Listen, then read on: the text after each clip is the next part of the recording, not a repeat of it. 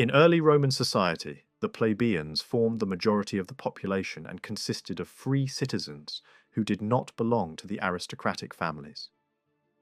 Unlike the patricians, who held most of the political power, the plebeians were not members of ancient noble lineages and therefore had limited influence in government during the early centuries of Rome.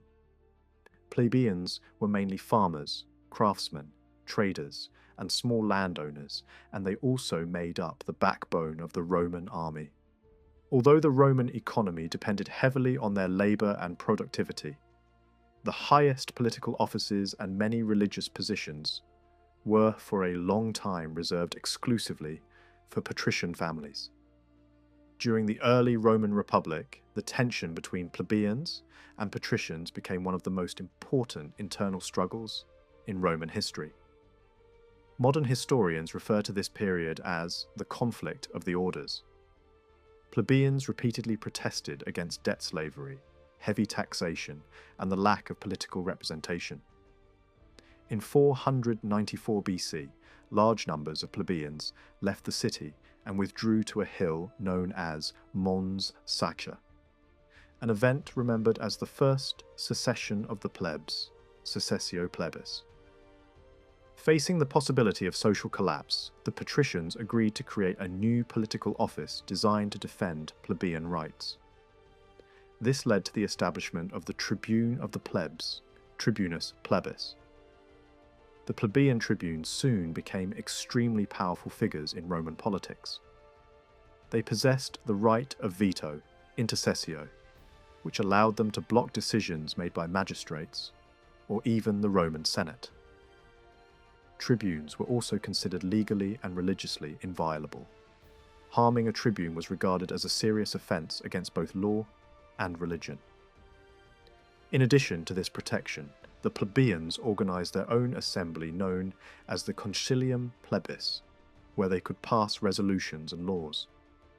These decisions were called plebiscites, plebiscita. At first, plebiscites applied only to plebeians, but over time they gradually gained authority over the entire Roman citizen body. The struggle of the plebeians played a major role in the development of Roman law. In order to prevent patricians from interpreting laws arbitrarily, the Romans created their first written legal code between 451 and 450 BC, known as the 12 Tables, Lex Duodecim Tabularum. These laws regulated many aspects of Roman life, including family relations, property rights, and debt obligations, and they limited the legal advantages previously enjoyed by the patrician elite. Later reforms further expanded plebeian rights. The Lex Canuleia of 445 BC removed the prohibition on marriage between patricians and plebeians, while the Lex Licinia Sextia of 367 BC allowed plebeians to hold the office of consul, one of the highest magistracies in the Roman Republic. Over time, plebeians gained increasing access to the highest positions of the Roman state, and a more balanced political system began to emerge between plebeian and patrician elites. One of the most significant reforms occurred in 287 BC, with the passage of the Lex Hortensia, which declared that laws passed by the plebeian assembly were binding on all Roman citizens without requiring approval from the Senate. This law is widely considered the final major victory of the plebeian movement and a turning point in the legal equality of Roman citizens. After this reform, many plebeians were able to rise to prominent positions such as consul, praetor, and even dictator. In the later centuries of Roman history, the plebeian class itself became socially diverse. Wealthy plebeian families gradually entered the senatorial aristocracy and became part of a new political elite, known as the nobilitas. At the same time, many poorer plebeians living in the city, known as the proletari, formed large urban populations that played an important role in late Republican politics.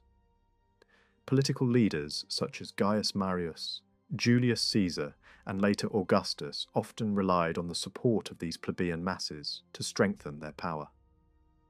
Beyond their political struggles, plebeians were also central to the daily functioning of Roman society. Markets, craft workshops, trade networks, and military units relied heavily on the work and participation of plebeian citizens. Their economic activity sustained the Roman state, while their service in the legions ensured Rome's military strength. For this reason, plebeians were not only a social class, but also a fundamental force behind the expansion, stability, and cultural life of the Roman Republic.